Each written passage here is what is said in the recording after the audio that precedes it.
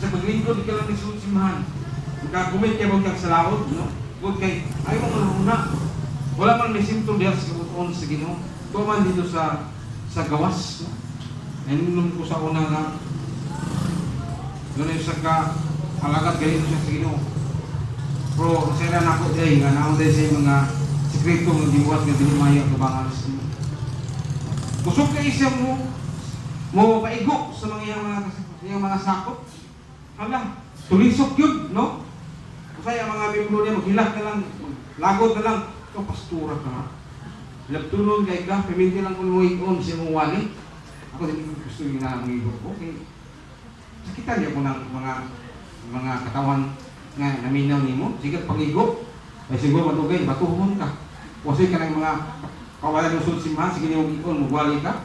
Hindi lang sing masunod, kay maglagot ka na sa mga kanoy, ikon mo sila sa ikong mga wali. Kaya gusto ko yung masimula, ako pastor ko. Ako ang tanan. Ako ang nasayod. Ako ang sakto. Dili ka mo amo. Dili ka mo angay ka mo na akong tudluan. Pues isulto lang. Tudlo lang ko sa sakto nga pamaagi. Dili nang pamaagi nga masakitan ng tao ng mga katauhan nga magkapati sa imong pulong sa Ginoo.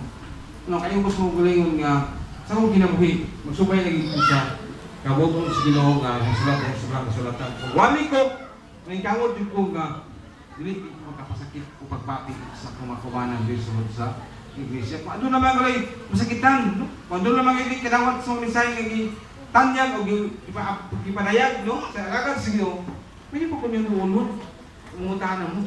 Kaya andang sa po nga magpasabot ng lugang para po sa kasagayuran sa kamatuoran nga gusto nyo masabtan may tungkol sa pulong sa Ginoo. Una isa sa mga siguro na ito kiningon nga repentance, no? Ang paghinusong sa Ecclesia ka pinaka importante gayud nga ang angay ng buhaton. Gusto nato nga